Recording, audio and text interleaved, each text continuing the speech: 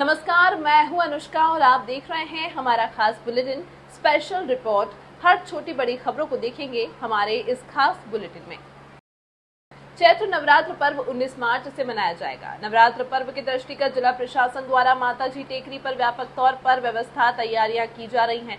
Collector Shri Rituraj Singh ने नवरात्रि पर्व पर माताजी की टेकरी पर की जाने वाली आवश्यक व्यवस्थाएं एवं तैयारियों को लेकर माताजी टेकरी का निरीक्षण किया। निरीक्षण के दौरान कलेक्टर श्री सिंह ने दर्शन व्यवस्था, सुरक्षा, मेडिकल व्यवस्था, वॉल पेंटिंग, साज सज्जा, विद्युत साफ सफाई व्यवस्था के संबंध में आवश्यक दिशा निर्देश दिए। कलेक्टर श्री सिंह ने कंट्रोल रूम में सभी सीसीटीवी कैमरों का निरीक्षण किया। आगामी नवरात्रि को देखते हुए यहाँ पर व्यवस्था देखने के लिए आज पूरे प्रशासन के साथ हम लोग यहाँ पर टेकरी पर आए हैं और सभी व्यवस्थाएं जिस प्रकार से पूर्व में निर्देशित किए गए थे सभी व्यवस्था अच्छे से हुआ है और जो भी छोटी बड़ी काम बची हुई है उसको हम लोग अभी तत्परता से आगामी 2 दिन के अंदर पूर्ण करने का अभी सभी को दिशा निर्देश जारी किए गए। गर्मी को देखते हुए पानी की क्या व्यवस्था रहेगी जिस तरह से पिछले बार भी? जी बिल्कुल, गर्मी को देखते हुए 2-3 चीज़ें आवश्यक रूप से व्यवस्था की गई है। एक तो तिरपाल लगाया गया है, नीचे मैट बिछाई गई है और ठंडे पानी की व्यवस्था, आरओ की व्यवस्था भी की गई है। नगर निगम के द्वारा 3 स्वचालित शौचालय भी उपलब्ध हो गई है, तो उनका भी नीचे रोड किनारे वहाँ पे लगाया जाएगा ताकि किसी भी आगंतुक को किसी प्रकार की अव्यवस्था ना झेलना पड़े। सर, ट्रैफिक को लेकर भी कुछ इंतजाम किए गए हैं? जी बिल्कुल, ट्रैफिक को लेकर जो रोपवे की व्यवस्था है वहाँ पर उसके बगल में जो साइड की रोड है उसको हम लोग आरक्षित करेंगे अभी फिलहाल ट्रैफिक के लिए, तब वहाँ पे काफ़ी गाड़ियाँ वहाँ पर व्यवस्थित रूप से वहाँ पे आ सकती हैं। उसके अलावा अगर भीड़ बढ़ती है तो हम लोग मक्सी रोड का एक साइड के सिंगल लेन करने की विचार कर रखे हैं। जैसे जैसे भीड़ बढ़ेगी हम लोग उस प्रकार से व्यवस्था करेंगे। विराट नगर पालिका क्षेत्र के हनुमान बगीची में न्यायालय के नेशनल हाईवे के 248A के सेंटर से 75 मीटर के विरोध में विराटनगर में एक आम सभा का आयोजन हुआ। इसमें न्यायालय के निर्णय का विरोध किया गया व मंच के माध्यम से जन प्रतिनिधियों को विधानसभा में व संसद में इसको उठाकर इसमें संशोधन की बात कही और विराटनगर में बाईपास को धरातल पर लागू करने के लिए कहा गया। बाईपास का पूर्व में 3D मैपिंग व गजट नोटिफिकेशन जारी हो चुका है। सभा की अध्यक्षता उर्मिला जी योगी पूर्व राज्य मंत्री ने की, संचालन अमरनाथ जी गुरु जी ने किया। पर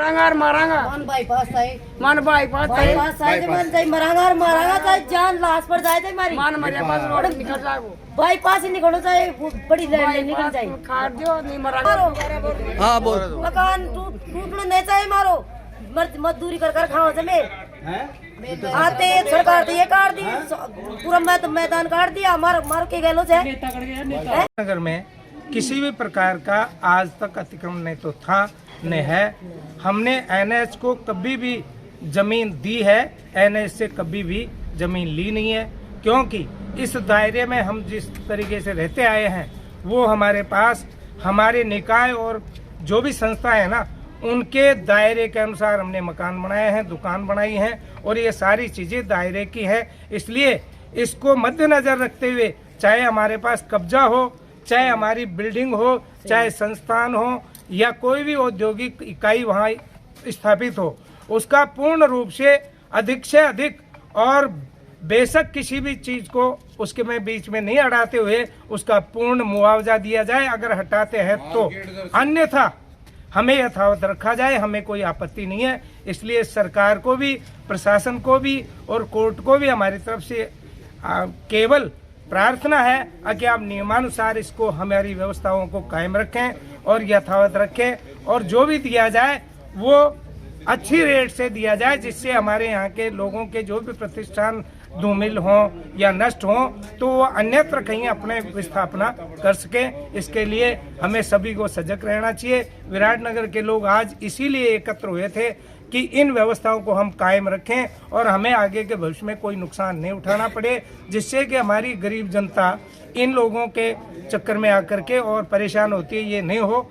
इसके लिए मैं बार बार सरकार से भी, कोर्ट से भी और जनता के इस माहौल के समर्थन से भी निवेदन करता हूं कि इस व्यवस्थाओं को कायम रखने के लिए सभी लोग इसमें पुरजोर साथ दें और व्यवस्था बनाए रखें। समय रहते हुए अगर हम नहीं चाहते और किसी अन्य मांग को लेकर के चलेंगे तो उसके झंझट में पड़ जाएंगे और सरकार हमारे खिलाफ कार्रवाई कर देगी।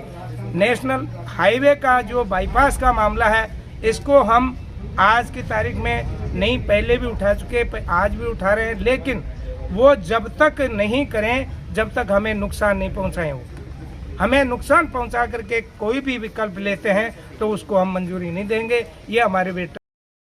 पाली जिले के अरावली की वादियों में स्थित प्रसिद्ध तीर्थ स्थल श्री सोनाड़ा खेतलाजी झूड़ी धाम में 17 मार्च से 3 दिवसीय ऐतिहासिक मेले का भव्य शुभारंभ हुआ। मेले की शुरुआत भक्तराज रमेश बाबूलाल ओसवाल के सानिध्य में बाली विधायक पुष्पेंद्र सिंह राणावत द्वारा विभिन्न विकास कार्यों के लोकार्पण किया गया। वहीं आज शाम मेहंदी, बलेरी और महाआरती का आयोजन किया जाएगा। 17 से 19 मार्च तक चलने वाले इस मेले में देश भर से हजारों श्रद्धालुओं के पहुंचने की संभावना है। हमीरपुर में 23 से 27 मार्च तक भव्य हमीरपुर महोत्सव का आयोजन किया जाएगा।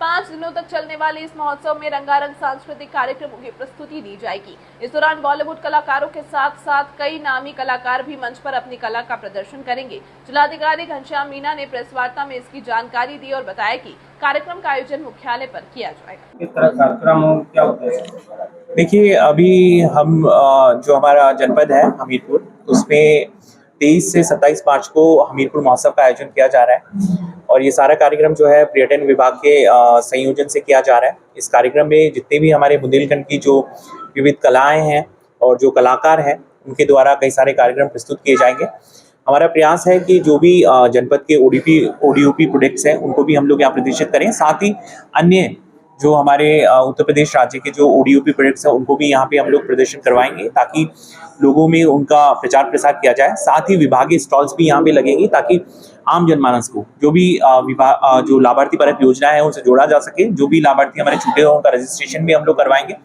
और कुछ विशेष कलाकार को भी हम लोग बुलाएंगे ताकि जो हमारी संस्कृति है उसका अच्छा प्रचार प्रसार हम लोग कर सकें और पूरे कार्यक्रम को भव्य रूप से आयोजित कराया जा सके। कितने दिन चलेगा ये जो कार्यक्रम है ये 5 दिन का हम लोग ने रखा है, 23 से 27 तारीख तक।